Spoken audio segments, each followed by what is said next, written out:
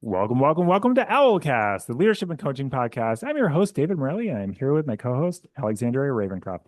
Welcome to the show, Alexandria. Hi, David. Happy to be here. I'm happy to be here too, especially for this conversation. So today we're going to be talking about why conflict makes people behave badly. And we have not one, but two fabulous guests that we're going to get to interact with and hear from here. Our first guest is Lola Gershfeld. She has her doctorate. She's the founder of EMC Leaders and also the host of the Leader in You podcast. So a little bit about her.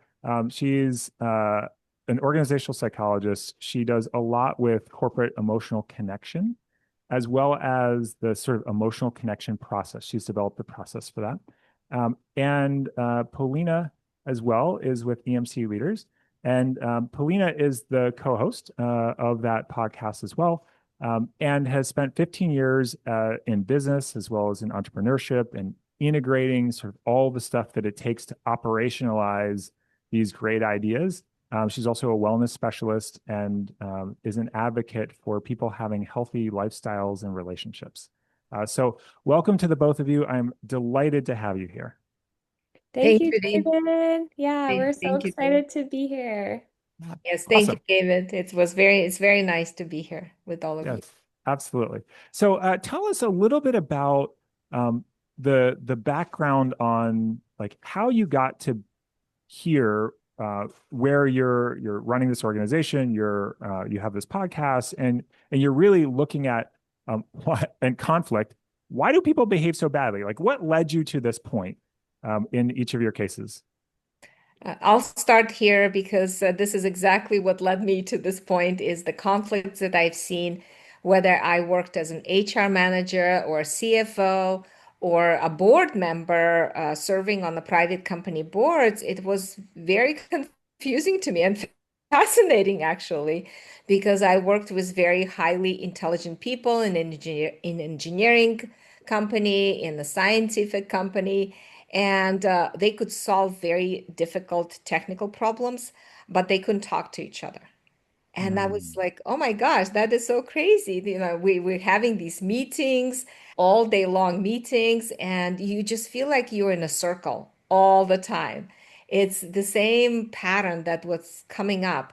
And not only in the meetings, but I also were getting complaints from managers would come to my office and then just complain and cry and criticize. And then I would listen to them empathically and try to hold their hand, and but then they would feel better, but then only for a few weeks, because then mm, the pattern would come back again and we would have the same situation.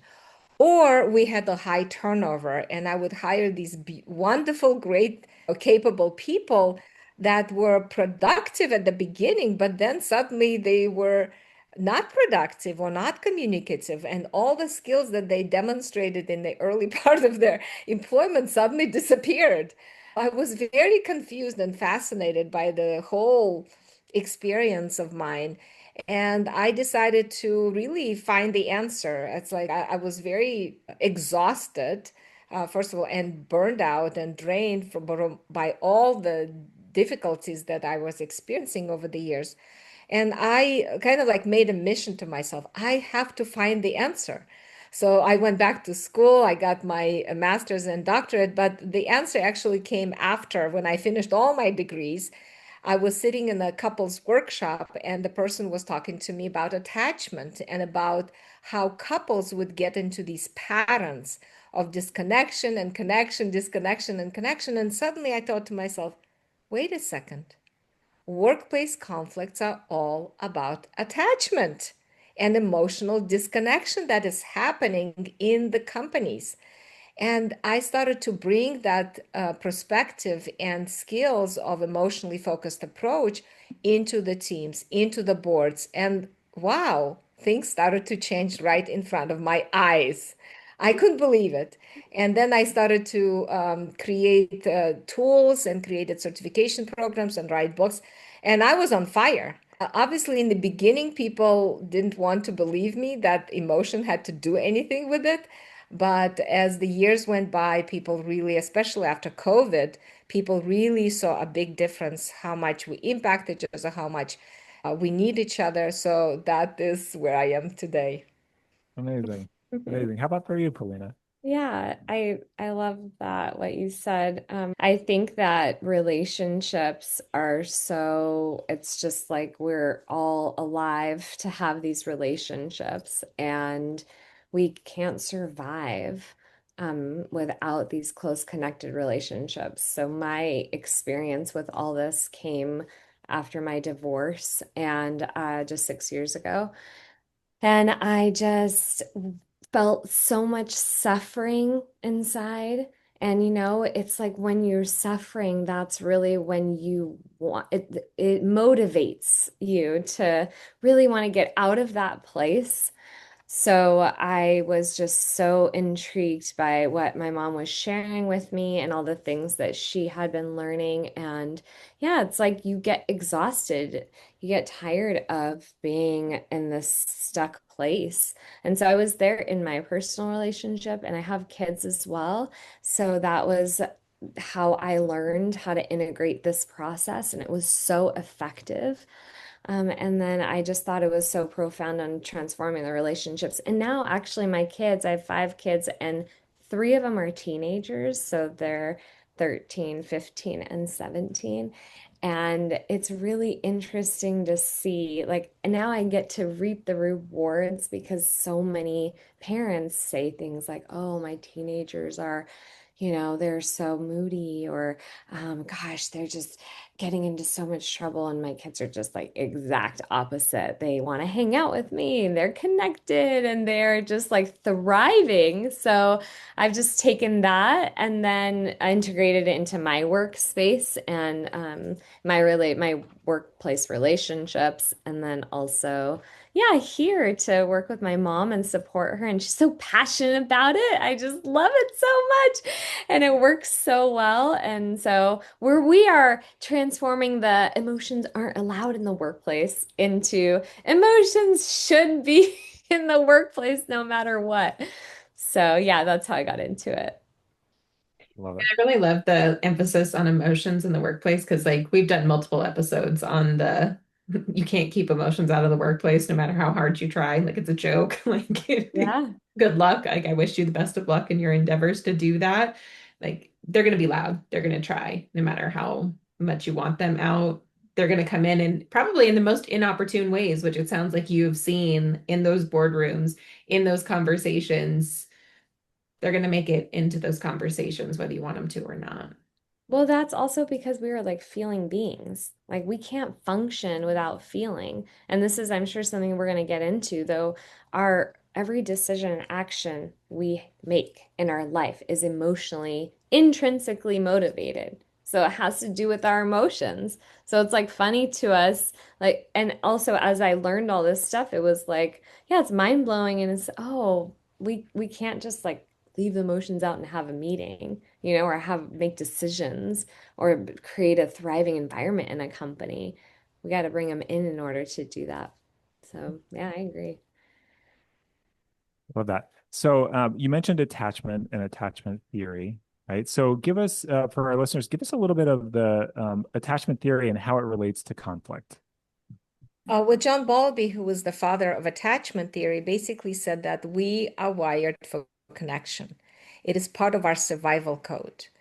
And in moments, especially with people we depend on, and we depend on people at work, that dependency actually turns on our bonding needs in our brain. And so our brain becomes very sensitive to that connection, to the facial expression, to the words we say, to the body language, to how fast and how slow we respond to each other. And basically, John Bowlby basically said that when we have that secure attachment, when we know that when we call and the person will respond to us, we feel securely. We are relaxed. We are in emotional balance. And when we are in an emotional balance, we can focus on our work. We can support other people. We can actually be focused on what is the company needs instead of what we need individually.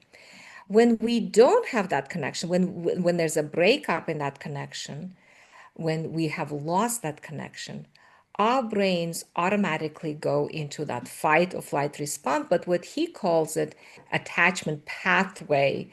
And Jaak Panksepp actually talks about that when we lose that connection, our brain goes through that attachment pathway and we take one of two positions. We either pursue the connection, we start to become anxious about that loss of connection, or we become withdrawer. We avoid being more disconnected. But I'm a pursuer by nature, right? I pursue. Let's talk about it right now. Why don't you respond to me? I'm sending you emails. Why don't you give me the answer at this moment? So I'm pursuing the connection with my desperation for connection. I'm sensing the disconnection. I'm sensing the distance, right? The distance, emotional distance, and I'm becoming more anxious. So I'm pursuing it. The withdrawer, interestingly enough, we think they don't want the relationship, they don't want connection, but they do because we are wired for connection. So both people want connection, but the withdrawers, they get overwhelmed, so they don't know what to say in that moment, and they don't want to be disconnected even further. So they avoid, they shut down because they are scared of being more disconnected. So one is pursuing and the other withdrawing. The interesting part in all that, and this is Salvador Minuchin work, is that we impact each other in a system, like in the family system, in a group system, in a team system, in a company. We impact each other. So the more we pursue, the more the other withdraws. The more the one withdraws, the other is more pursuing.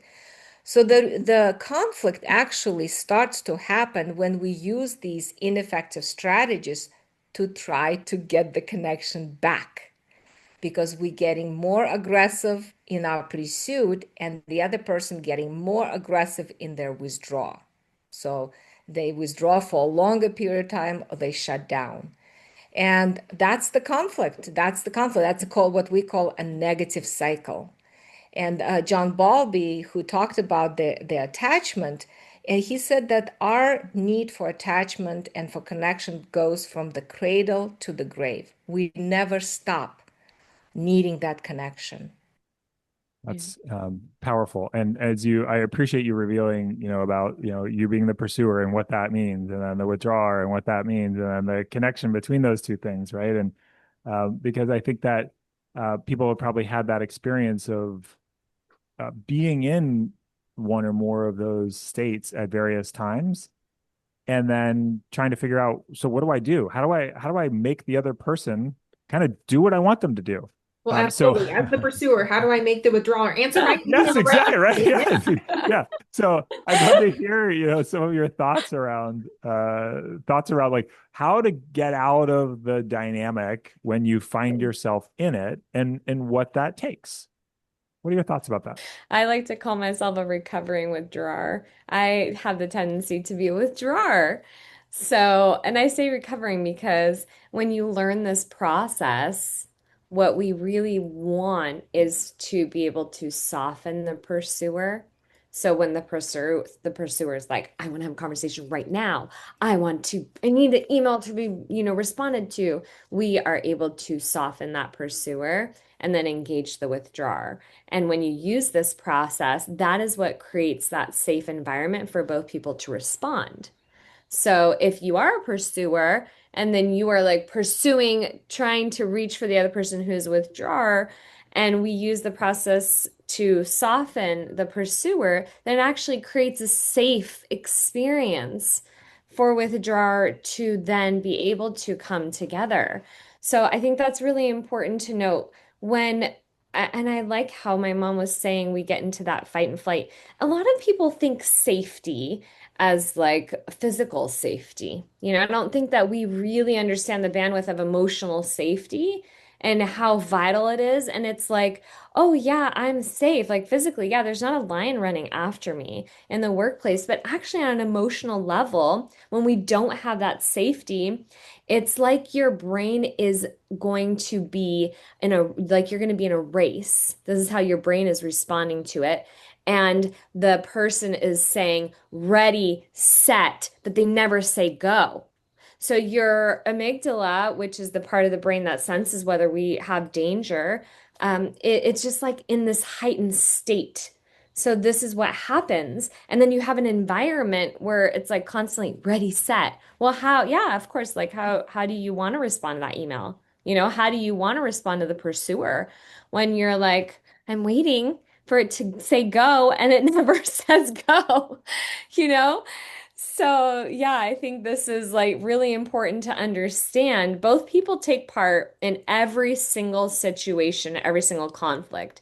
And when everyone is so quick to point fingers, blame, judge, criticize, shame, because that is what we're taught in this society, then it becomes unsafe. So it becomes unsafe for the withdrawer, it becomes unsafe for the pursuer, and then yeah, you get into this stuck place. I think it's just one other thing I want to add is that relationships are not always pursuer withdrawer. They can also be pursuer pursuer. And so oftentimes in a pursuer pursuer relationship, there's more confrontation, there's more conflicts, there's more like it's a more of very loud connections that occur. And then a withdrawer and withdrawer just, that's probably the most challenging connection there is when both people are just disconnected and cannot, are not wanting to step in, or they want to, but they just don't know how. They don't know how. So that awkward silence at the dinner table, right? Where you're just like, nobody's saying anything. Yeah, because they're just tiptoeing. They just don't. And actually, what we like to say is pursuers are reaching for a connection, right? And withdrawers, like they're reaching when they want to have a conversation or they want to have a response. And withdrawers, they're protecting the Mm. connection. They don't know how to step in without, and there's so much fear with hurting the other person or messing up more or shame around that they just don't want to do anything. And typically those people will say like, I don't need you anyways, or I'm better off alone. Like Elsa in Frozen. I always reference that because she's like, no, let it go. I'm gonna be alone in the mountain. And her sister goes, nobody wants to be alone. And that's so true. Nobody wants to be alone. So, yeah. It's it's very interesting because I'm picturing this right in work relationships and in having done 27 years of coaching executives and whatnot, I can see how silos are made oftentimes with the withdrawing from one another, or there's clash between two, I'll call it heads of departments or whatnot, where they're sort of pointing the finger at the other one, or one doesn't want to be in that dynamic anymore, and the other one keeps pursuing them or whatnot. So I can see how this plays out in organizations, whether it's department to department, or whether it's leader to leader, or people on their team. I imagine leaders and direct reports get in these dynamics as well. So um, I'm curious, and I know Alexandria, I'm sure you probably have 1,000 questions you want to jump into as well. But like I'm imagining, like, how does this play out in organizational life, and how it sort of leads to conflict and people behaving badly within that organizational context? What I have seen, David, is it's really, really tough. First of all, I want to say that it's very painful to experience rejection. And when people experience somebody's not responding to them, it's a clear rejection and it hurts a lot. And people become a lot anxious. So you see people raising their tone of voice in meetings. They don't know how to get the response individually, so they look for the opportunity to pursue that response in a public setting, like in a meeting. So they will often use confrontation or shame effect in terms of just pointing out to just get a response, because in a relationship, any response is better than none. Mm. Anything to get from you, even if it's hurtful, but at least I'm getting a response from you because I need to know that I'm important to you. Basically, that's what we are saying. We are pursuing the connection because in the moment, if I'm depending on you and you're not responding to me, I'm dying. I'm on, the tiger is coming at me. Now I'm in a survival mode. So the emotion, this is what emotion is really is important to learn how to work with emotions, especially with managers, because that emotion, it needs to be addressed in that way, right? We need to understand what's driving our behavior. So when people are raising their voice, when people are speaking fast, when complaining and whining, like one of the managers, they often hear complaints and whining and criticizing and blaming. They have to recognize that this is a sign of a disconnection that is happening in the relationship. So we're not necessarily trying to fix the problem. What we're trying to fix is a relationship. And that's so one way you see that people are behaving somewhat aggressively in the company. In another way, you see that people are just shutting down, like you said, silos. You see people not responding, dropping projects, missing deadlines, not communicating. I was just had a recently a life training, and one of the people said that we are doing another reorganization. And it seemed like we just did it 5 years ago. And everybody is in panic because we have to lay off people. This is the signs of there's a negative cycles happening in the company. They just laying off people, they're moving people around. Why? Because people are not, the company is not moving in the direction where they want to be, or the company is not performing. Well, let's look underneath. What is happening? And it's all often broken relationships. That's a driving these behaviors of not following through, no accountability. People start to act weird. And I'm always looking like if you see people acting weird, you have to look at the relationship. It's like fish in the water. Fish in the water looks beautiful, but if you take the fish out of water and throw it on the floor, it will look weird, right? The eyes will go pop and it will move kind of in a way. The same thing. We are human beings. We behave in relationships. If you just look at one particular individual and saying, what's wrong with this person? This is a wrong approach. You have to look at what's causing them to behave that. So what's happening in the relationship? The water is the relationship for human beings. It's extremely, extremely important for managers, for team members to recognize the signs of disconnection. And the behaviors tell us because they are the symptoms. I often say conflict is the inflammation. The virus is emotional disconnection. Mm. And our emotions are so contagious. They're more contagious than a virus. We have effect on people like so quickly, we don't even realize how we are impacted by someone's facial expression, by their tone of voice, by their action. In just milliseconds, we feel what they're feeling. So I also want to point out and add to what my mom was saying. When you say, David, behaving badly, this is how we take the approach that we've learned in using this emotional language so differently.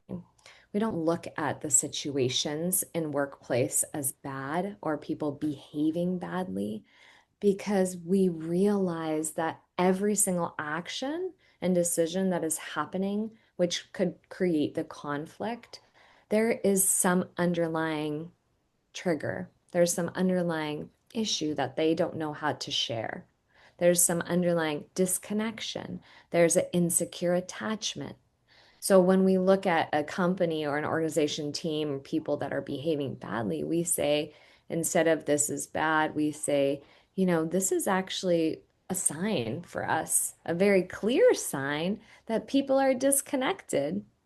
And this is why. And not necessarily that this is what we just recently had a podcast on, like the turnover rate of people like getting fired or getting punished or getting, reprimanded for not doing their job. And we're like, actually, instead of reprimanding, punishing them, firing them, finding someone new, because you're going to get right back into that same cycle. It's like, let's look at what is happening. Where's the disconnection? Why isn't it being repaired? Where's the insecure attached relationship? So we can securely create that. And then that becomes a thriving environment. All of a sudden, those bad behaving people are not behaving badly. They are like, complete opposite. And now you have someone who is fulfilling their duties, who is getting their projects in on time, who's responding to their emails. So this is the perspective of how, gosh, profound and valuable these kinds of tools are. So as you know, we were making jokes about like, because I am a recovering pursuer, because that's the actual reality, and realizing that me pursuing somebody is not actually going to make them respond to my email, because they're just going to get more mad and like, well, now I'm going to answer it whenever I feel like answering it. Is really going to make that happen. But on the other side, like once you realize who is attaching how, what do you do with those relationships? Like, what is this process that you actually support the companies through doing? Well, I want to just say Yeah, really sure. quick, and then I'll pass it to you, Mom. Um, I can tell you now at the point where we are in like society and civilization as human beings, they're like 99.9% insecurely attached relationships. So usually when we do, my mom created this like amazing assessment, and you can do an assessment to see what your emotional safety is in the workplace environment. But yeah, we see it. We see it. The patterns are so, so, so clearly identified and common that that's that first step. And Mom, I'll let you take it away from here. Yeah, the first step, I mean, Alexandria, you pointing the right thing is that once you recognize, okay, we have a negative cycle. That's a first step, right? We are in a negative cycle. I'm a pursuer and you're a withdrawer. What do we do now? Well, the second thing is to have the tools. How do we re-engage? How do I become more softened as a pursuer to create that safety? It's like a dance. Like we look at interaction as a dance, and emotion is the music of the dance. So as a pursuer, I'm stamping here, I'm yelling on the dance floor, and the withdrawer is getting off the dance floor. So how do we together learn to stay on the dance floor and express what is happening for us in a way that creates that safety for us? In my work, as I started to bring that emotionally focused approach to teams and boards, I started to realize that people don't have the language. They don't know how to express their triggers. They don't know how to identify their raw spots, what we call sensitivities that they have that touch those in moments of a trigger. They don't know how to express their emotions. What are the softer emotions? What are the surface emotions? What are the primary emotions? Magda Arnold, who talked about the importance of organizing and clarifying emotions, not just identifying, but actually sensing, like, how would you describe an image of those emotions? What is the impact it has on you? And what does it look like? To what level? And that helps the other person really to understand that significance that happened in that disconnection. And then bodily sensations, our bodies speak to us faster than our mind can recognize what's happening for us. So when we started to tune, what we're actually doing is we are slowing things down. We're slowing the emotion down, and we are speaking to the amygdala, because in the moment when the disconnection happens, the amygdala hijacks the prefrontal cortex, because now it's in a survival mode. It doesn't matter what rationale you have or logic you have. I don't care. The amygdala says you're not safe, period. And now the problem with that hijack is that we don't have access to the prefrontal cortex for us to rationally think about the other person or the situation. So we become very rigid in that moment because we just want our point of view to be heard, and that's it. There's no other point of view. We are in a survival mode. So when we have time to articulate our trigger, our raw spots, emotions, what's happening with our body, the image, what we're doing, we are talking to the amygdala. We are relaxing the amygdala so it can let go of our prefrontal cortex. And in the moment of that process, of that experience, what we are starting to see is we're starting to regain our emotional balance because the amygdala is relaxed and allowing us now to experience what's happening with the other person. Before that, we don't have empathy. We can't be open to other ideas.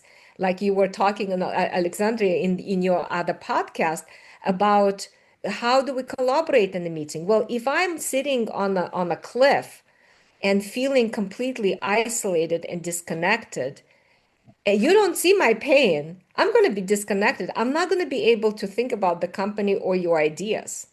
I'm going to be shut down and sitting in that meeting, and you can just, play your violin on your head, and I'm not going to be moving anywhere from that place because you have not understood my dilemma of feeling isolated and disconnected and hurt. Mhm. But when both people started to use these tools, they start to feel relaxed. They start to feel less anxious, less disengaged, and now they can feel safer to recognize, look, there's no bad guy. We both got triggered because we care about each other. That's attachment, right? Because we matter to each other, because we're important to each other. And now we can share what's happening for us and we can recognize what we do to create that negative cycle. And now what do we need to feel safe and connected? And most of the time, what we need in the moment of disconnection is we need to know that this person cares about us, that they're important, that we're important to them, that they see our pain that happened for us in that way, in that setting. It's not that deep as a personal relationships, but we still get hurt in our professional life. I mean, So that's relationships the are process. relationships, right? Like we're human. We don't stop Yes. being human when we clock in, which is the thing that people like to pretend like we do. But rejection gets registered in our bodies as a physical wound, whether it was a friend or a stranger or a family member. Our brains don't actually know the difference. Like when we're hooked up to an MRI machine, it registers the same as a physical wound. Like if you were to cut your hand or you get rejected, our brains see it as the exact same thing. And so, as humans, we're all the same, and our relationships are registered the same in our bodies.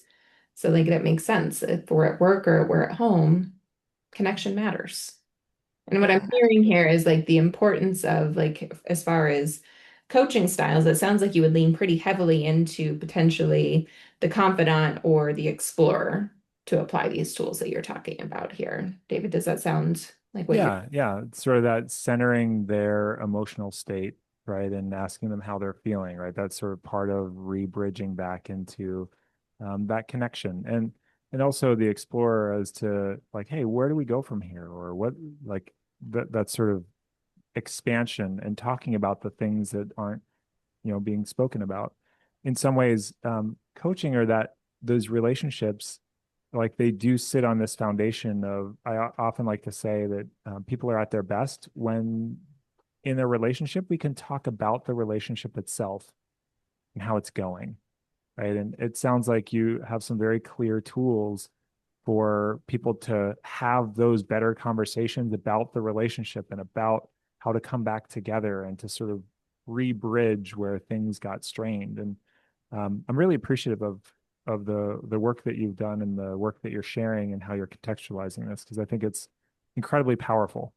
And I think without understanding this stuff, people suffer, and with understanding this stuff, people have the opportunity to feel a lot better about the stuff that they do every day and the people that they do it with.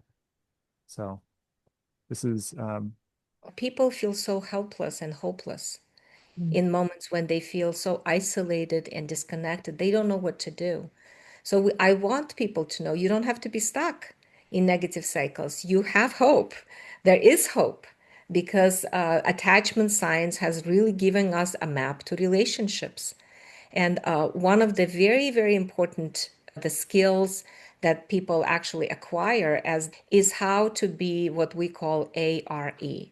ARE is acronym for accessible, responsive, and engaged.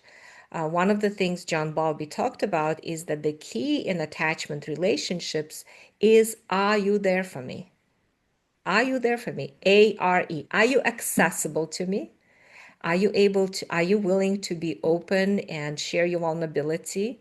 Are you responsive to me? Can you respond to my emotional disconnection and not give me a solution, but actually just hold my space so I know that I'm not alone in this experience? And are you engaged with me? Even though you don't agree with me, can you still be engaged with me so I can see your presence? I can feel your presence. And all of these are emotional variables. So when we are talking about managers and leaders need to learn how to work with emotions, you don't have to be a therapist, you don't have to be a psychologist. You can actually learn the tools. That is a profound. I think that is the 21st century leadership, is to understand how to do that. Love it. So we're at the spot in the show. Unfortunately, I feel like I could talk to the both of you like all day. This is fascinating. I love it. But unfortunately, we can't. But in this case, though, we have a couple opportunities. One is we're going to go into final thoughts here for a second. But also, if people want to find out more, I think they can come to emcleaders.com. Is that the best place for them to come and connect with you? Yeah. You can come to emcleaders.com, or we have a podcast called The Leader in You on YouTube as well if they just want to learn more. And pretty much in that podcast, we talk a lot about experiences and situations that occur in the workplace and what are the steps to use, and then how to use the process. It's so interesting because this is like such a deep, we go deep when we talk about emotions. It's like, oh, you can have deep conversation and deep relationships. And yet, Lola has just taken that and turned it into such a simple process that you can integrate and easily make shifts by following her form. She has this like really amazing form, and the form is how you can turn a conversation, like Alexandria said, like if you do get stuck and you don't want to respond to the email, what do you do from there? You can just simply go and go back to this book that has 100 copies of this form and follow the form to create that conversation where both people feel heard, seen, understood, validated, and valued, and then to be able to get unstuck fairly quickly. So Love it. I wanted to just point that out. And you guys can find all of that for those of you who are listening or watching on emcleaders.com. Yeah. Love it. We're also on Amazing. Instagram and TikTok and Yeah, excellent. Excellent. LinkedIn. Yeah. Yeah, perfect. You know, So, what's always interesting for me as I work with teams and have been done for so many years, how quickly people actually get reconnected once they feel like they've been heard and that they feel safe and connected. They feel that interest in the other person, that the other person cares about them, they're important to them, and their feelings are valid. These are so basic human needs that we often feel like, oh my gosh, are you kidding me? That's all you need is for me to tell you that your feelings are valid yeah, and that you're important to me. Of course, you're important to me, but we forget, right? We get lost in the professional way and thinking like, oh my gosh, you're old, you're 40, you're 50. Why do you need that? But we all need that, and like food every day we need.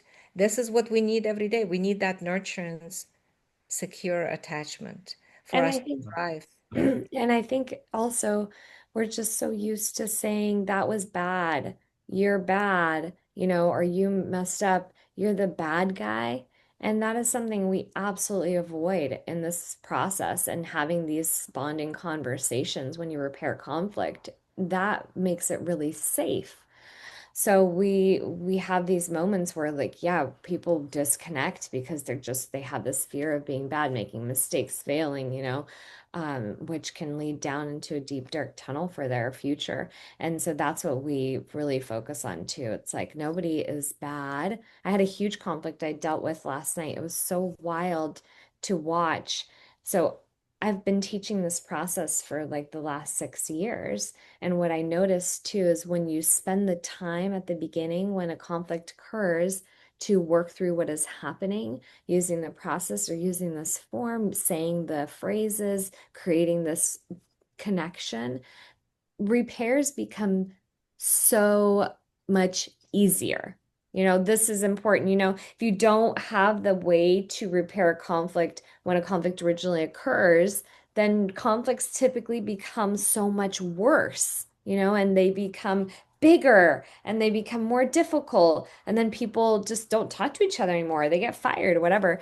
But when you apply this process right away at the moment that it happens at the beginning, or even when you're trying to work through a situation that's happening currently, over time, it will get so much easier. It will be a quick conversation because you know how to reach for those words, those phrases, how to create that safety. The person immediately feels like, yes, I can respond. Both people are accessible, responsive, and engaged. And all of a sudden, you have magic. That's the thriving, that's the gold. That's the thriving environment we're looking for.